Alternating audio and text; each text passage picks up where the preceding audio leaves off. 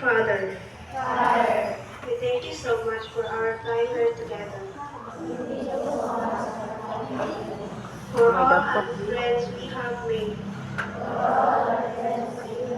For all the days of laughter and fun. And for all the times of great discovery and learning.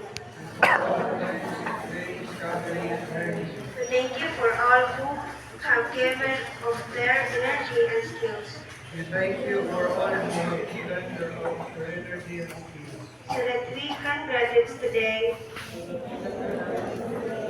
our teachers and mentors, and our family and loved ones. We thank you for them,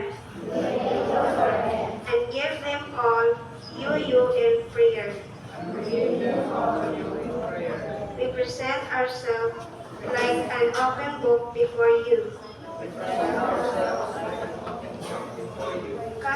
Come and scribe your words of life into our lives. Come and scribe your words of life into our lives. Fill our minds with your thoughts. Fill our minds with your thoughts. Fill our bodies with your strength.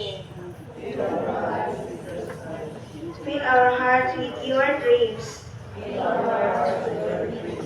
That we might eternally love and serve you. That we might eternally love and serve you. This day and every day.